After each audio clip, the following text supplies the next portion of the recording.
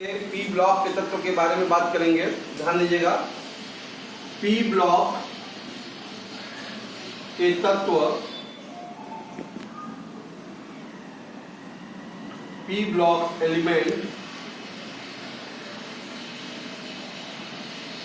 तो भाई सीधी सी बात है, ध्यान दीजिएगा, वे तत्व जिनमें अंतिम इलेक्ट्रॉन जो होते हैं बेटा, अंतिम इलेक्ट्रॉन पी ऑर्बिटल में, पी ऑर्बिटल में प्रवेश करते हैं,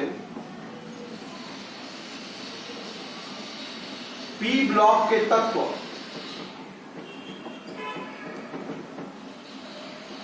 कहलाते हैं।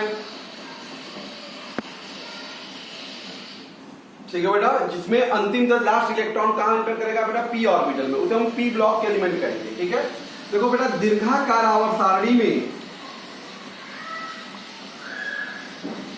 दीर्घाकार आवर्त सारणी में पी ब्लॉक के तत्व है बेटा, पी ब्लॉक के तत्व वर्गों, बेटा वर्गों में खासतौर पर अगर बात करें तो 13 मतलब थर्ड ए बेटा, 14 4A, 15 फिफ्थ ए, 16 बेटा, 6A, 17 7A व 18 शून्य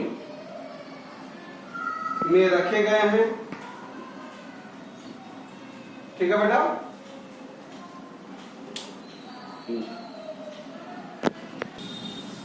दीर्घाकार आवर्त सारणी में देखिए पी ब्लॉक के आपके तत्व हैं, जिसमें वर्ग 13, 14, 15, 16, 17 और 18 वर्ग के तत्व हैं आपके बेटा। ये सब क्या है, पी ब्लॉक। यही हमारा क्या है एक्चुअल में, ये पी ब्लॉक के तत्व हैं।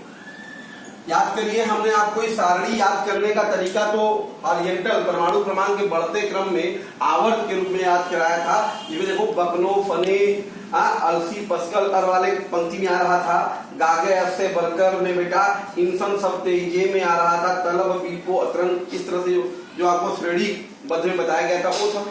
अगर हमको वर्ग का याद करना है कि एक वर्ग में, थर्ड ए वर्ग में कौन कौन से तत्व हैं, फोर्थ ए का, फिफ्थ ए का, सिक्स ए का, 7, 18, थर्ड ए बोरान, एल्यूमिनियम, गैलेनियम, इंडिनियम, तलब, निहोनियम, सर्दियम और निहोनियम है। तो इनको कैसे हम याद रख पाएंगे, इसका क्या ट्रिक है बेटा, तो ध्यान दीजिएगा, एक एक करके हम ट्रिक को समझने की कोशिश करते हैं। ऊपर ही लिखते हैं तो आपको ये समझ में आएगा इनको याद रखने का ट्रिक। बेटा जरा ध्यान दो आप,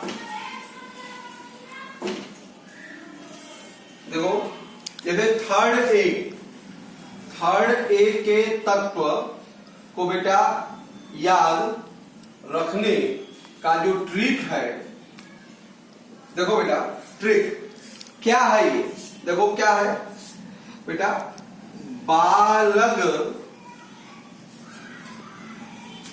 बालग इंटल न, क्या है बेटा, आपको याद रखना है क्या लाइन, बालग इंटल न। तो देखो बेटा, देख रहे हो, न, बालग न, तो बेटा देखो थर्ड ग्रुप का हो गया कि नहीं, बा मतलब बोरान, बालग एल्युमिनियम बेटा, ग मतलब गैलेनियम, इंडिनियम, टल टेल्यूरियम और न मतलब निहोनियम।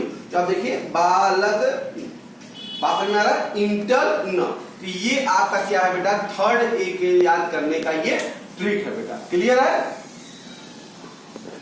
देखिए जरा, फोर्थ ए जो 14वां वर्ग है, जो उनके तत्वों को याद करने का क्या ट्रिक है बेटा, ध्यान दो, इनको याद रखने का जो ट्रिक है आपके पास, देखो बेटा क्या है,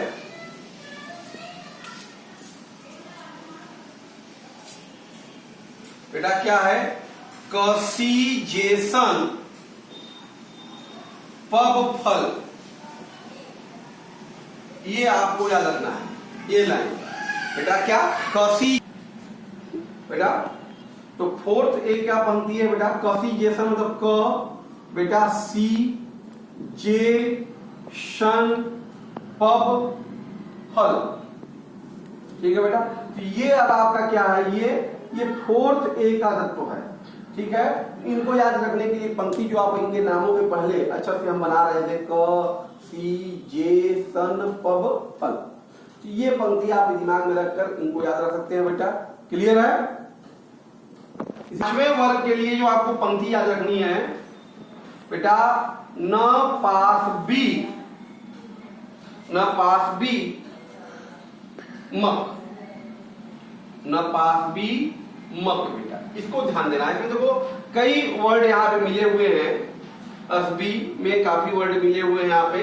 देखो न, तो न हो गया बेटा, प से हो गया बेटा पी, शा बेटा, न पास, तो बेटा न पास, पास ब है बेटा, तो न पास ब बी, तो बेटा बी और म।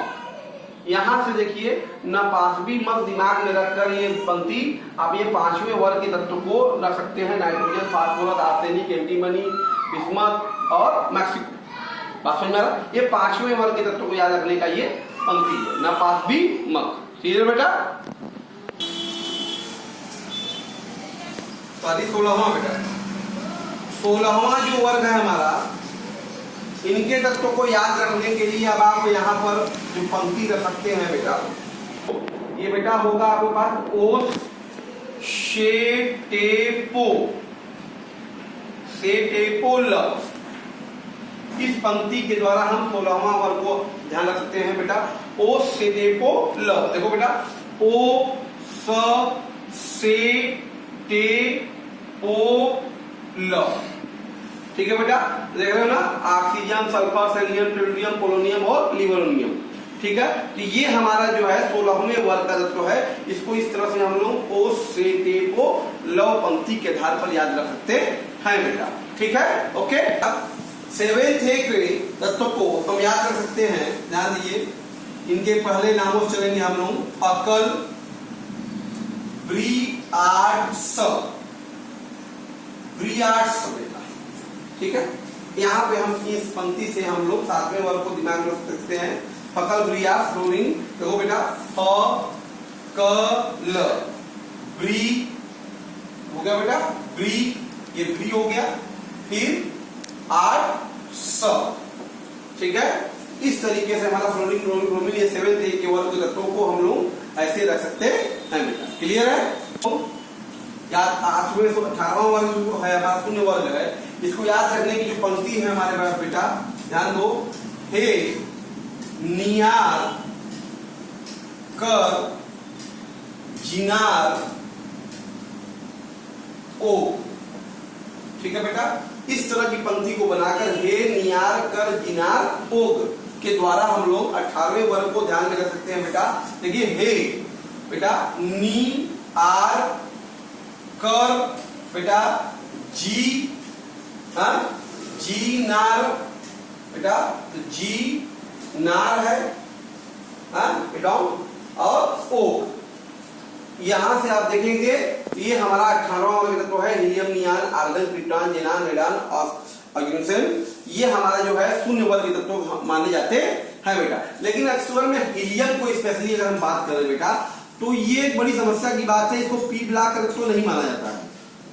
इसको पी ब्लॉक का तत्व जो है हीलियम को, कई जगहों पे ध्यान दीजिएगा, पी ब्लॉक का तत्व नहीं माना जाता है, नहीं माना जाता है। क्योंकि बेटा अगर देखा जाए इसके बाह्य कोश, इसका जो बाह्य कोश है बेटा वो 1s2 है, यस में इंटर कर रहा है बेटा, इसलिए इसको पी ब्लॉक तो नहीं मानते। फिर भी रखा इसलिए जा रहा है क्योंकि ये एक अक्रिय गैस है, तो अक्रिय गैस के नेचर से मिलने के कारण इसको हम यहाँ पे रख रहे हैं। लेकिन एक्चुअल में अगर भाई इलेक्ट्रॉन के बेसिस पे देखा जाए, क्योंकि ये ब्लॉक इलेक्ट्रॉन के बेसिस पे परिभाषित किया गया है कि इलेक्ट्रॉन पी ऑर्बिटल में प्रेस करेगा तो उसे पी ब्लॉक कहेंगे। तो हीलियम में जो लास्ट इलेक्ट्रॉन है तो वो एस ऑर्बिटल में प्रेस कर रहा है, इसलिए हम हीलियम को पी ब्लॉक तत्व नहीं मानते हैं। क्लियर है बेटा? के तत्वों के सामान्य लक्षण की बात करते हैं। क्या है पी ब्लॉक के तत्वों का समान लक्षण। सबसे पहला बात हम करते हैं बेटा इलेक्ट्रॉनिक विन्यास। इलेक्ट्रॉनिक विन्यास देखो बेटा, पी ब्लॉक के तत्वों के बाह्य कोश का बेटा, बाह्य कोश का इलेक्ट्रॉनिक विन्यास जो होता है, बाह्य कोश का इलेक्ट्रॉनिक विन्यास जो होता है बेटा, वो NS2 NP 126 होता है। इनके बाह्य कोश का इलेक्ट्रॉनिक विन्यास बेटा 126 होता है NH2 NP3। जैसे एग्जांपल में अगर हम देखें बेटा, थर्ड ए के तत्वों को देखें अगर हम लोग, थर्ड ए के तत्व अगर हमारे बेटा हैं तो आपको बताया मैंने ना, पा ल ग बेटा, इन टर न, ठीक है बेटा, बालक इंटर न, ये याद करने का तरीका। कैसे परमाणु क्रमांक बेटा इसका कितना होता है बताइए, 5।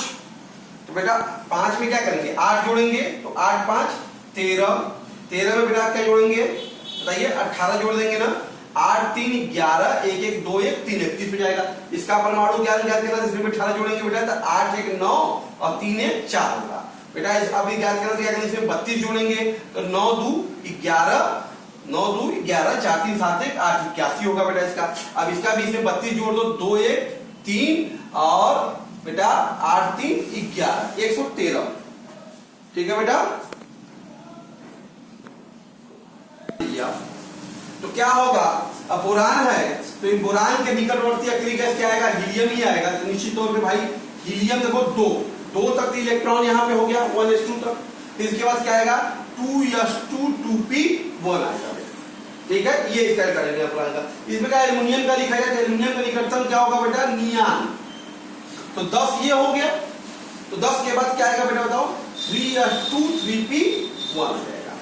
इसी प्रकार से बेटा यहाँ पे देखो क्या आ गया, अब आर्गन, ये 18 है बेटा, क्या है 18। तो 18 में फिर क्या आएगा 4s2, 4s में क्या आता है 3d भी आता है चौथे में, तो 3d10, देखो बेटा 18 10, ये हो गया 20, बात हो गया 20 10 30 और 3p 4p, ये 1 हो गया, 4p बेटा 1, क्लियर है। तो गैलियम का हो गया। इसी प्रकार से आर्गन हो गया, फिर आर्गन क्रिप्टॉन, फिर बेटा क्रिप्टॉन आ जाएगा, ठीक है 36। तो क्या आ जाएगा फिर 5s2, समझ में आ रहा है, 4d10 और 5p1, देखिए 36 2 38 48 1 49, ठीक है बेटा। अब देखो 81 आ गया, 81 में क्या होगा, जेनॉन, ठीक है। तो जेनान आ गया बेटा यहाँ पे आपके पास, और जेनान के बाद ये 54 है, फिर 6s2 होगा। छठवें में बेटा यह ऑर्बिटल करता है, तो 4 या 14 हो जाएगा, 5d10 हो जाएगा और 6p1 हो जाएगा बेटा। देखो 36 2 38 38 48 48 52 52 54 है, तो 54 2 56 56 10 66 66 और 4 70 10 80 81, यहाँ से हो गया बेटा। इसी प्रकार से अब हम देखते हैं, ये हो गया हमारे पास नियान आर्गन रेडॉन। तो बेटा ये रेडॉन हो जाएगा, और ये हो जाएगा 7s2 5p14 और 6d10 और 7p1। तो देख रहे हैं आप, इस तरह से बेटा थर्ड ए के तत्वों का आप इलेक्ट्रॉनिक विन्यास ऐसे लिख सकते हैं। इसी क्रम में बेटा अगर हम लोग फोर्थ ए के तत्वों का लिखा जाए, यहाँ पे इलेक्ट्रॉनिक विन्यास था, इलेक्ट्रॉनिक विन्यास, तो इसमें फोर्थ ए का देखिए बेटा,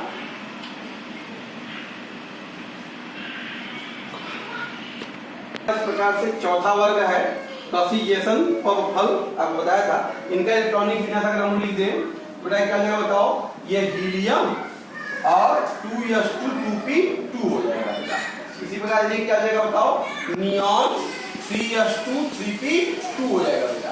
ये क्या जाएगा बेटा, आर्गन 4s2 3d10 4p2 हो जाएगा बेटा। ये बेटा क्रिप्टॉन 5s2 4d10 और 5p2 होगा। इसी प्रकार से बेटा ये होगा जेनॉन 6s2 4f10 5d10 और 4f14, हाँ 5d10 और 6p2 हो जाएगा बेटा। इसी प्रकार से रेडियम का लिखा जाए तो क्या हो जाएगा, रेडॉन बेटा 7s2 4f5f14 और बेटा ये 6d10 और 7p2 हो जाएगा बेटा। तो ये हमारा फोर्थ है कि सभी तत्वों का बेटा ऐसे इलेक्ट्रॉनिक विन्यास होगा। इसी क्रम में अगर हम देखें बेटा हाई पे तत्वों का हो गया 7 हो गया, ये हो गया बेटा 15, ये हो गया 33, ये हो गया 51, ये हो गया बेटा 83 और ये हो गया आपका 115। तो इसका एटॉमिक क्या होगा बेटा, 1 हीलियम 2s2 2p3 होगा बेटा।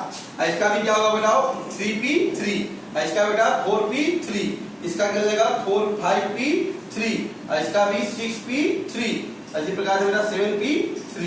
देखिए सर बारकोड में इस तरह से हम लोग ये फिफ्थ एक तत्वों का क्या होगा बेटा, इलेक्ट्रॉनिक विन्यास इस तरह का होगा। क्लियर है। श से टे ओ ल, ठीक है। Oxygen, sulphur, selenium, tellurium, polonium और लिबेरोनियम। इसका परमाणु क्रमांक हो गया बेटा 8, इसका कितना हो जाएगा 16, इसका 34 जोड़ लेंगे आप इस प्रकार से, ये हो जाएगा बेटा 52, ये हो जाएगा 84 और ये हो जाएगा बेटा 116, ठीक है।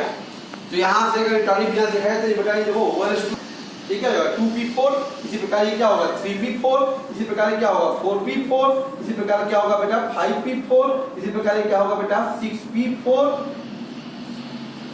4p4, 5p4, 6p4 बेटा और 7p4। ये देखिए ये 6 एक तत्वों के सभी तत्वों का क्या है, इस तरह से इलेक्ट्रॉनिक विन्यास होता है बेटा। क्लियर है। क ल री बेटा 8 100, ठीक है बेटा। ये था आपका, तो यहाँ देखो ये क्या हो जाएगा बेटा, ये 9, ये 17, ये 35 और ये 53 बेटा, ये 85 और ये 170। ये लास्ट में क्या होगा 5 होगा 2p 5 आएगा, इसे सबका 2p 5 पे आएगा बेटा, 3p5 4p5 5p5 6p5 और बेटा ये 7p5। इस तरीके से हम लोग, तो आपने देखा कि ये p ब्लॉक के सभी तत्वों के बाह्य कोश का इलेक्ट्रॉनिक विन्यास ns2np126 और शून्य वर्ग है हमारा, उसमें क्या चला जाएगा इसी प्रकार से np6 चला जाएगा। ये हमारा इलेक्ट्रॉनिक विन्यास का बेटा। क्लियर है। वो संयोजकता व ऑक्सीकरण अवस्था की,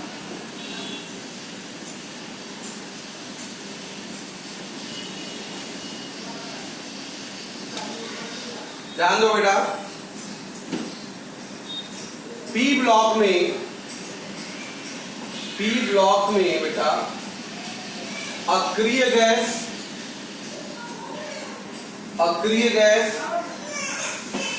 बेटा फ्लोरीन ऑक्सीजन को छोड़कर सभी जो तत्व होते हैं, सभी तत्व बेटा प्लस n से n-8 तक ऑक्सीकरण अवस्था प्रदर्शित करते हैं बेटा। फ्लोरीन ऑक्सीजन और अग्नि गैस छोड़िए, बाकी सभी तत्व होंगे प्लस n से n-8 तक की ऑक्सीकरण अवस्था प्रदर्शित करते हैं बेटा, जहां n जो है वो बाह्य कोश में क्या है, बाह्य कोश में उपस्थित, एक मिनट खत्म हो गया, जो है बाह्य कोश में उपस्थित इलेक्ट्रॉनों की संख्या है बेटा, संख्या होती है, ठीक है। अच्छा बेटा, फ्लोरीन की सभी तत्वों में, सभी यौगिकों में ऑक्सीकरण जो अवस्था होती है, ऑक्सीकरण अवस्था बेटा -1 होती है, तथा बेटा ऑक्सीजन की सभी यौगिकों में बेटा सामान्यतः, मतलब 100% नहीं, सामान्य जनरल सबसे अधिक सामान्यतः बेटा माइनस ऑक्सीकरण अवस्था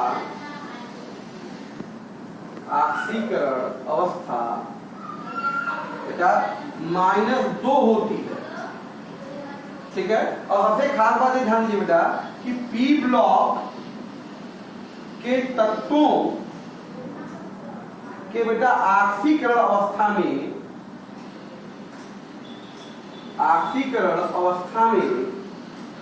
बेटा हमेशा देखिएगा 2 यूनिट की कमी होती है, 2 यूनिट का अंतर होता है, 2 यूनिट का अंतर होता है हमेशा। पी ब्लॉक का जो तत्व है, लोग क्रमागत तत्व लेंगे तो उसके ऑक्सीडेशन से हमें 2 का कमी पाएगी। जैसे एग्जांपल में बात करें बेटा, जैसे IF है तो इसी का अगला जो तत्व होगा वो IF3 होगा, IF2 कभी नहीं हो सकता बेटा, ध्यान दीजिएगा। उसी प्रकार से ये अगला जो होगा वो IF5 होगा, फिर IF7 होगा। तो आप देख रहे हैं कि यहाँ पे अक्सर हम पाते हैं पी ब्लॉक तत्वों में, क्रमागत तत्वों में 2 यूनिटों की ऑक्सीकरण अवस्था में अंतर पाया जाता है बेटा। क्लियर है? जिन तत्वों के बाह्य कोश में बेटा, बाह्य कोश में क्रमशः बेटा 4, 5, 6 और 7 इलेक्ट्रॉन उपस्थित होते हैं, उनकी बेटा सामान्य संयोजकता जो होती है, सामान्य संयोजकता बेटा 4, 3, 2 व 1 होती है क्रमशः। बेटा समानता क्या होगी क्रमशः इनकी? 4, 3, 2 और 1 होगी। इसमें भाई 4 बेटा हो सकता 4, 5 है संयोजकता 3, 6 है संयोजकता 2, 7 है संयोजकता 1 होती है बेटा। वर्ग बेटा थर्ड ए जो है मतलब 13वां के तत्वों की समान संयोजकता जो होती है, संयोजकता बेटा ये 3 होती है। क्या होती है? 3 होती है बेटा। पी ब्लॉक के तत्व भी बेटा, पी ब्लॉक के तत्व भी परिवर्तित संयोजकता प्रदर्शित करते हैं बेटा। संयोजकता दीर्घ आवर्तों में बात मिलेगी, संयोजकता प्रदर्शित करते हैं। क्लियर है बेटा? यहाँ पर अनुसार हम देखिए परिवर्तित यहाँ पर भी पाया जाएगा। और 2 उत्तरोत्तर तथा 2 उत्तरोत्तर का मतलब लगातार 2 उत्तरोत्तर संयोजकताओं में बेटा 2 यूनिट की कमी होती है, 2 यूनिट का अंतर होता है यहाँ पर। ठीक है, जैसे आपने देखा दिया IF, IF3, IF4, IF5, IF7, ये सब क्या है? इसमें लगातार 2 यूनिटों का अंतर आपको देखने को मिलेगा बेटा, ध्यान दीजिएगा। क्लियर है? पी ब्लॉक के तत्वों की उच्चतम जो संयोजकता होती है बेटा, उच्चतम संयोजकता N होती है। तो जितने इलेक्ट्रॉन है वो उतनी अधिकतम उनकी संयोजकता कहलाएगी, ध्यान दीजिएगा। और दूसरी बात यह है बेटा कि द्वितीय आवर्त जो है हमारा के तत्वों की बेटा अधिकतम सहसंयोजकता, द्वितीय आवर्त तत्वों की बेटा अधिकतम सहसंयोजकता जो होती है 4 होती है। ठीक है, ये मैक्सिमम 4 बॉन्ड बना सकते हैं, उससे अधिक नहीं बना सकते बेटा। और उसी प्रकार से था उच्च आवर्तों की बेटा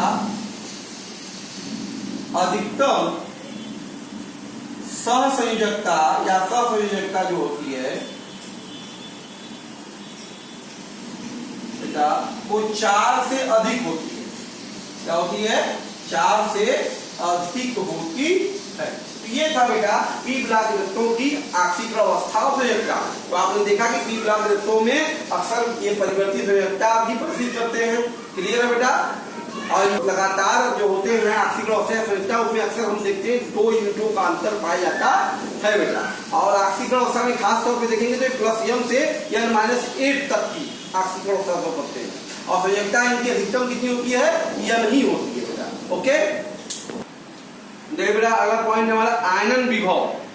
हम पाते हैं बेटा पी ब्लॉक के तत्वों का जो आयनन विभव होता है वो अपेक्षाकृत ऊंचा होता है और ब्लॉक की तुलना में बेटा इनका आयनन विभव क्या होता है? उच्च होता है। इसी कारण से पी ब्लॉक के तत्व बेटा धनायन नहीं, क्योंकि भाई इनको आयनन करने में अधिक ऊर्जा देनी पड़ेगी, इस कारण से धनायन नहीं बनाते हैं। बात समझ में आया? इनके आधात्मिक जो तत्व होते हैं पी ब्लॉक के बेटा उनके अंदर ऋणायन बनाने की क्या होती है? प्रवृत्ति होती है। तो तुम समझिए पी ब्लॉक तत्वों का आयनन विभव जो होता है वो ऊंचा होता है। दूसरा पॉइंट होता है इनकी परमाणु और आयनिक त्रिज्याएं। पी ब्लॉक तत्वों की जो आयनिक त्रिज्या होती है बेटा अपेक्षाकृत छोटी होती है। और सारणी में बेटा पी ब्लॉक तत्वों की त्रिज्याएं होती है, चाहे परमाणु की बात करें चाहे आयनिक की बात करें, तो अपेक्षाकृत क्या होंगी? आकार में वो छोटी होंगी। और जिसमें अगर हम बात करें स्पेशली पी ब्लॉक में तो प्रत्येक आवर्त में थर्ड ए तत्व जो होगा बेटा मतलब 13वां वर्ग जो थर्ड ए है उसका तो उस आवर्त में सबसे बड़ा होगा। और 17वां वर्ग जो तत्व होगा उस आवर्त का सबसे आकार में क्या होगा बेटा? छोटा होगा। और सबसे खास बात देखिएगा बेटा कि 18वां वर्ग शून्य वर्ग तत्व होते हैं, अक्रिय गैस होते हैं, ये आकार में बेटा 17वें वर्ग से बड़े होते हैं। अगर आप दिमाग में बैठाएंगे कि बाएं से दाएं जा रहा है तो घटता जा रहा है, सबसे छोटा अक्रिय गैस होगा, तो नहीं, सबसे छोटा 17वां वर्ग है, क्योंकि अक्रिय गैसों की जो आकार होता है बेटा वो किससे? 17 वर्ग के तत्व से हाइड्रोजन से बड़े होते हैं उसे कंपेरिजन में। क्लियर है बेटा? उसके बाद था विद्युत ऋणात्मकता बेटा। पी ब्लॉक जो तत्व होते हैं बेटा ये अपेक्षाकृत अधिक विद्युत ऋणात्मक होते हैं। इसमें खास तौर पर बेटा 3 तत्व हमारे जो है फ्लोरीन, ऑक्सीजन और नाइट्रोजन, ये प्रबल विद्युत ऋणात्मक तत्व होते हैं बेटा। बात समझ आ रहा है? इसी कारण से ये तत्व जो होते हैं ऋणात्मक होने के कारण एक दूसरे से संयोग करके बेटा सहसंयोजक यौगिक कोवैलेंट कंपाउंड बनाते हैं बेटा। आपन संयोग करेंगे कि ऋणात्मक तत्व है तो कैसा कंपाउंड बनाएंगे बेटा? ये सहसंयोजक यौगिक का निर्माण करते हैं तथा इनके अंदर बेटा फ्लोरीन को छोड़ दिया जाए तो लगभग ये सभी जो हमारे पी ब्लॉक तत्व होते हैं इनकी ना ऑक्सी आयन बेटा ऑक्सी आयन बनाने की प्रबल प्रवृत्ति होती है। सल्फर भी ऑक्सी आयन बनाता है, हाइड्रोजन बनाता है ऑक्सी आयन, हाइड्रोजन में खाली फ्लोरीन को छोड़ दिया जाए। फिर बात सल्फर के होते हैं, फास्फोरस के होते हैं, बोरान, ये सभी के ऑक्सी आयन आपको देखने को आगे चल के मिलेंगे बेटा। उसी प्रकार से इनका इलेक्ट्रॉन बंधुता बेटा पी ब्लॉक तत्वों की जो इलेक्ट्रॉन बंधुता बेटा उच्च होती है, इसी कारण से ये ऋणायन बनाते हैं। इलेक्ट्रॉन बंधुता इनकी उच्च होती है। इसमें खास तौर पे हाइड्रोजन की बेटा हाइड्रोजन, ऑक्सीजन और सल्फर की बात करें तो इनकी इलेक्ट्रॉन बंधुता बहुत उच्च होती है। इसी कारण से अक्सर हम हाइड्रोजन, ऑक्सीजन या सल्फर में देखेंगे ऋणायन बनाते हैं बेटा। क्लियर है? बात समझ में आया? लक्षण है अधात्विक लक्षण। अगर हम बात करते हैं तो पी ब्लॉक हमारा बेटा एक ऐसा ब्लॉक है पूरे आवर्त सारणी में है जिसमें धातु, अधातु और उपधातु तीनों पाए जाते हैं। क्लियर है बेटा? पी ब्लॉक में धातु, अधातु तीनों पाए जाते हैं। अगर हम बात करें खास तौर पे तो वर्ग थर्ड 13वां जो वर्ग है बेटा उसमें सिर्फ बोरान को अगर छोड़ दिया जाए तो बेटा उसमें सभी तत्व जो होते हैं हमारे वो क्या होते हैं? धातु होते हैं। लेकिन कुछ किताबों बेटा अभी भी बोरान को लेकर समस्या में है, कई जगहों में इसको बोरान को उपधातु में भी रखा गया है, लेकिन हम बोरान को अधातु ही मानते हैं बेटा। क्लियर है? वर्ग 14 मतलब चौथा फोर्थ ए वर्ग है बेटा उसमें कार्बन जो है हमारा बेटा वो अधातु होता है सिर्फ। ठीक है? चौथे वर्ग में कार्बन हमारा क्या है? अधातु है, जबकि सिलिकॉन और जर्मेनियम जो होता है बेटा वो उपधातु होता है। स्टेनस और लेड जो होते हैं नीचे वाले तत्व होते हैं बेटा धातु होते हैं। क्लियर है? वर्ग पांचवें में बेटा नाइट्रोजन और फास्फोरस हमारा क्या होता है, अधातु होता है। आर्सेनिक और एंटीमनी हमारा बेटा क्या होता है, उपधातु होता है। और बिस्मथ क्या होता है, धातु होता है। कुछ किताबों में बेटा एंटीमनी को भी धातु श्रेणी में ही रखा गया है, लेकिन हम मानते हैं वो धातु की कैटेगरी को अधिक फॉलो करता है बेटा। उसके बाद है वर्ग 6 में ऑक्सीजन, सल्फर, सेलेनियम, ये तीनों ही हमारे क्या है बेटा, अधातु होते हैं। जबकि टेरिलियम क्या है बेटा, उपधातु है और पोलोनियम धातु है। बात समझ में आ रहा है। उसी प्रकार वर्ग 7A में बेटा फ्लोरीन, क्लोरीन, ब्रोमीन, आयोडीन, ये सभी के सभी हमारे अधातु हैं। और एसिटीन बेटा हमारा धातु है। और आयोडीन के बारे में जानना चाहें तो आयोडीन हमारा क्या है, एक ठोस होता है और चमकीला धातु है, इसके बारे में आप जानेंगे भी आगे चल के। और वर्ग 0 जो 18वां वर्ग है उसमें सभी जो तत्व हमारे हैं अक्रिय है, वो अधातु होते हैं बेटा। इसका मतलब आपने देखा कि पी ब्लॉक में धातु, अधातु, धातु तीनों पाए जाते हैं बेटा, इस बात को आप ध्यान रखेंगे। उसके बाद आएगी अभिक्रियाशीलता। देखिए बेटा खास तौर पे अगर बात करें पूरे पी ब्लॉक में तो हाइड्रोजन को ले लिया जाए, ऑक्सीजन को, सल्फर को और फास्फोरस को। इसको बेटा हाइड्रोजन, ऑक्सीजन, सल्फर और फास्फोरस, इनको अगर छोड़ दिया जाए तो बाकी हमारे सभी तत्व जो हैं वो बहुत कम अभिक्रियाशील होते हैं। तो पूरे पी ब्लॉक में हाइड्रोजन, ऑक्सीजन, सल्फर और फास्फोरस ही हमारे क्रियाशील होते हैं बेटा। बात समझ में आ रहा है। श्रृंखलित होने का गुण बेटा, कैटनेशन प्रॉपर्टी, ये बहुत इंपॉर्टेंट है, ध्यान दीजिएगा बेटा। इसमें क्या होता है, boron, carbon, silicon, nitrogen, phosphorus, oxygen, sulphur, ये सभी तत्व जो होते हैं बेटा, इनमें परस्पर जुड़कर बंद या खुली श्रृंखलाएं बनाने का गुण होता है। आपस में जुड़ेंगे और जुड़कर ये बंद या खुली श्रृंखलाएं बनाते हैं, ठीक है। या हम कह सकते हैं बेटा स्वसंयोजन के द्वारा, स्वसंयोजन मतलब क्या, अपने में ही जुड़ जाना। तो स्वसंयोजन के द्वारा परस्पर जुड़कर श्रृंखलाएं बनाने का जो गुण होता है उसी गुण को श्रृंखलित होने का गुण कहते हैं। और यह गुण पूरे आवर्त सारणी में बेटा अगर कहीं पे है, किसी तत्व में है, वो है हमारा कार्बन। कार्बन एक ऐसा तत्व है जिसमें श्रृंखलित होने का गुण सबसे अधिक है बेटा। क्यों, उसका कारण क्या है, कार्बन बॉन्ड एनर्जी, इसकी बॉन्ड एनर्जी काफी ऊंची होती, 83 किलो कैलोरी पर मोल होती है बेटा। और जबकि उसके अलावा कार्बन हमारा चतुर्थ संयोजक परमाणु है। ये दो कारण के कारण पूरे आवर्त सारणी में कार्बन क्या है, सबसे अधिक श्रृंखलित होने का गुण को दर्शाता है बेटा। क्लियर है, ओके। पी ब्लॉक का बहुत इंपॉर्टेंट है अक्रिय युग्म प्रभाव, इनर्ट पेयर इफेक्ट। एक्चुअल में क्या होता है, ध्यान दो बेटा। पी ब्लॉक में देखो बेटा, तो ये पी ब्लॉक के तो का मुख्य लक्षण है। इसमें किसके अनुसार ध्यान दीजिए बेटा कि पी ब्लॉक में स्थित वर्गों में जो दीर्घ आवर्त है बेटा, आवर्त 4, 5, 6 जो है हमारे दीर्घ आवर्त तत्व होते हैं बेटा, वो अपने वर्ग ऑक्सीकरण अवस्था से 2 इकाई की कम की ऑक्सीकरण अवस्था प्रदर्शित करते हैं बेटा। समझ लीजिए कि पी ब्लॉक तत्वों में दीर्घ आवर्त के तत्व होते हैं, 4, 5, 6 तत्व होते हैं बेटा, वो अपने वर्ग की ऑक्सीकरण अवस्था जो भी है उनकी, उससे 2 इकाई की कम की ऑक्सीकरण अवस्था को प्रदर्शित करते हैं। और साथ ही साथ वर्ग में नीचे जाने पर बेटा उनका जो परमाणु क्रमांक बढ़ने के साथ उनकी जो निम्न ऑक्सीकरण अवस्था वाला है उसका स्थायित्व क्या होता है, बढ़ता है बेटा। इसी को कहते हैं अक्रिय युग्म प्रभाव। तो कुल मिलाकर अक्रिय युग्म प्रभाव का मतलब ये, जो भी ऑक्सीकरण अवस्था होगी, भारी तत्व जो होगा नीचे वाला, वो उसे क्या करेगा, 2 इकाई का कम का शो करेगा और वही ज्यादा स्टेबल होगा। उसका कारण क्या है बेटा अक्रिय युग्म प्रभाव का, क्योंकि बेटा पी ब्लॉक तत्व में जो भारी तत्व है, हमारे दीर्घावर्त तत्व हैं, उसमें जो s ऑर्बिटल का इलेक्ट्रॉन है बेटा, वो आयनिक और सहसंयोजक बंध बनाने के प्रवृत्ति के तरफ से क्या करता है, विमुखता प्रदर्शित करता है, अच्छे से बॉन्ड नहीं बना पाता। इस वजह से ये अक्रिय युग्म प्रभाव उत्पन्न होता है। दूसरा कारण क्या है बेटा, वर्ग में ऊपर से नीचे जाने पर क्या होता है, परमाणु तत्व हैं उनकी साइज बढ़ती जाती है, आकार क्या हो रहा है, बड़ा होता जा रहा है। आकार बड़ा होने के कारण वो तत्व जिस तत्व के साथ जो बॉन्ड बना रहा है, एमएक्स बॉन्ड, देखिए वो एमएक्स बॉन्ड बना रहा है, साइज बढ़ रही तो एमएक्स बॉन्ड क्या होगा, कमजोर हो जाएगा। तो एमएक्स बॉन्ड बेटा कमजोर हो जाने के कारण ये अक्रिय युग्म प्रभाव क्या होता है, उत्पन्न होता है बेटा, ये इनर्ट पेयर इफेक्ट। बात समझ में आया। इनर्ट पेयर इफेक्ट एक्चुअल में है क्या कि किसी भी पी ब्लॉक तत्वों में वर्गों में से जो दीर्घ आवर्त तत्व हैं अपने वर्ग के ऑक्सीकरण अवस्था से 2 इकाई के कम की ऑक्सीकरण अवस्था को क्या करते हैं, प्रदर्शित करते हैं, स्थायी ऑक्सीकरण अवस्था प्रदर्शित करते हैं। यही अक्रिय युग्म प्रभाव है। जैसे अगर हम बात करें बेटा, देखें तो वर्ग 3 में देखिए दीर्घ आवर्त 4, 5, 6 में स्थित तत्व है गैलेनियम, इंडिनियम, टेलुरियम। ये बेटा ये क्या करते हैं, +3 और +1 दोनों ऑक्सीकरण अवस्था शो करते हैं।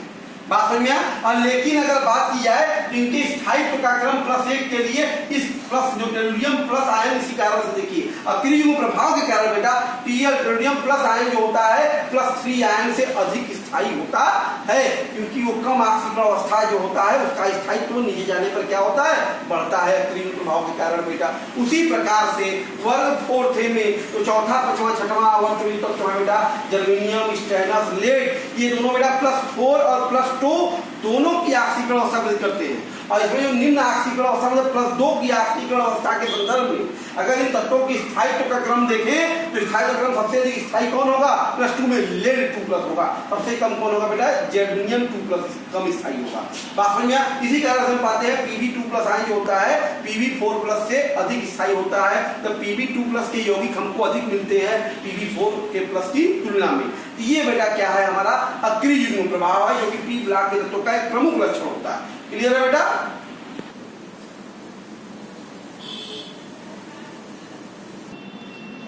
ध्यान दो बेटा। अब हम बात करते हैं अगला लक्षण जो इनका अपचायक और ऑक्सीकारक गुण है। ध्यान दो बेटा, इस पी ब्लॉक के तत्वों में अगर हम बात करते हैं तो इनका जो ऑक्सीकारक गुण जो होता है बेटा वो अन्य ब्लॉकों की तुलना में क्या होता है, अधिक होता है, जबकि अपचायक गुण जो होता है वो अन्य ब्लॉकों की तुलना में कम होता है बेटा। ठीक है, तो अगर हम बात करेंगे तो इस पी ब्लॉक में 17वां जो वर्ग होता है इसका जो ऑक्सीकारक गुण होता है बेटा वो उच्च होता है पी ब्लॉक में, और जबकि थर्ड जो है हमारा 13वां जो वर्ग तत्व है उसका जो अपचायक गुण होता है पी ब्लॉक में सबसे अच्छा माना जाता है या उच्च माना जाता है। क्लियर है बेटा? अंतिम प्रॉपर्टी हम बात करते हैं पी ब्लॉक की यौगिक की प्रकृति। बेटा पी ब्लॉक के तत्व होते हैं ये प्रायः सहसंयोजक यौगिक का निर्माण करते हैं बेटा। इनके यौगिक जो होते हैं प्रायः हम ऑक्साइड की बात करते हैं अगर तो इनके ऑक्साइड हम देखते हैं प्रायः अम्लीय प्रकृति के होते हैं, लेकिन हमारे पास बेटा कुछ तत्व जैसे एल्युमिनियम, स्टेनस, एंटीमनी ये सब ऐसे तत्व हैं जिनके ऑक्साइड बेटा क्या होते हैं उभयधर्मी होते हैं, तो जो अम्ल और क्षार दोनों तरह व्यवहार करते हैं, तो इनके ऑक्साइड क्या होते हैं उभयधर्मी। उसके अलावा बेटा हमारे कुछ ऐसे भी ऑक्साइड हैं यहाँ पर, जैसे कार्बन का CO कार्बन मोनोऑक्साइड बेटा, नाइट्रोजन का nitric oxide NO, nitrous oxide बेटा N2O इसको लॉफिंग गैस, हाथ से गैस करते हैं, ये सब क्या है बेटा CO, NO और N2O ये सब हमारे क्या है उदासीन ऑक्साइड होते हैं बेटा। तो ये था हमारा पी ब्लॉक का लक्षण जिसकी चर्चा हम कर रहे थे बेटा। इसको रिवाइज कीजिए, इसमें कई क्वेश्चन आपकी एग्जाम में पूछे जा सकते हैं बेटा। इसके बाद अब हमारे पास है डी ब्लॉक और एफ ब्लॉक का लक्षण जो कि हम आपके साथ अगले वीडियो में आपसे बेटा शेयर करेंगे। इसको रिवाइज कीजिए। Okay, thank you.